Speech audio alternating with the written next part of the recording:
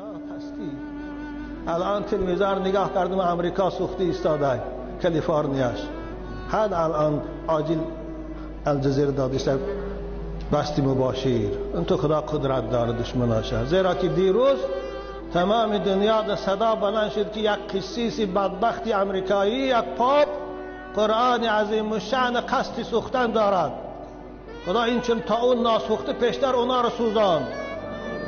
و نخوفهم فما یزیدهم الا طغیانا کبیرا. خدا بگه ما اونها رو می‌ترسانیم، لیکن اونها رو طغیانشان باز زاید میشود. الحمدلله که او رو خداوند که به این نرسان الان با خبر دادن که از این قصدش گشته است، لیکن خدا انتقامش گرفت. قرآن چی؟ برای چی ما انجیل نمی سوزانیم؟ چون ما بیبلی رو نمی سوزانیم؟ چون ما تورات رو نمی سوزانیم؟ ما مسلمان در هیچ گوش و کنار عالم قرآن انجیل و تورات ما اونها کتاب ما رو میسن. برای چی؟ برای که اونها دینشان ناحق است، دینشان بی اصل است، بنابر دست به زوری و خشونت آوردیان. خوب اون طرف شک نمیگم. الان همچنان سوخته است در کالیفرنیا که سمالیاتاش در هوا معلق موندیان. راست بستی مباشر دازه پرایموی ترانسلیسیون.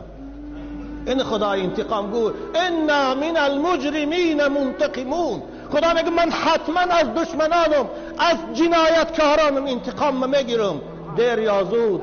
کلته که خدا صدا ندارد، بعد از زدن دیگر دوا ندارد.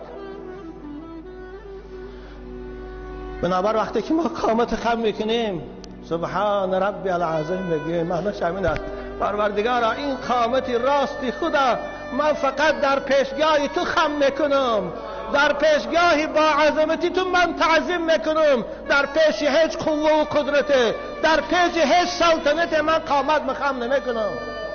ببینید در کنای یوسف وقتی که در پیش اخلاقتون همه سر سجده میکنن، زمین خم میکنن، یوسف سرش خم نمیکند.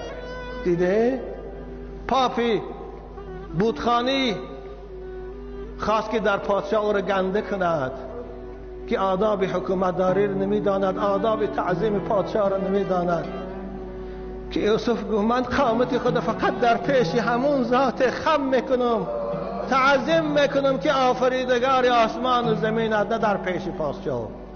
موحد چی در پای رزی زرش، چی شمشیر هندی نهی بر سرش، امید و حراسش نباشد ز کس، برین است توحید، بنیاد توحید و بس. اما کسی خدا نداره، پیش هر کس تعظیم میکنه، پیش هر کس سجده میکنه، همه رو برابری خدا مت میکنه. سجده میکنیم، زمین پیشانی ما در بالای زمین میمونیم. شما عزیزان که بیرون دسته پیشانی زیباتان بالای غشت خنک میمونه.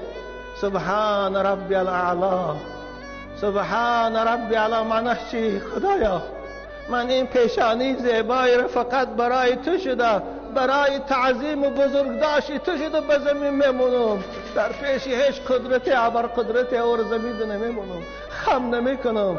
خدایا تو چی ذاتی به عیب و چی خدای توانای مقتدیری.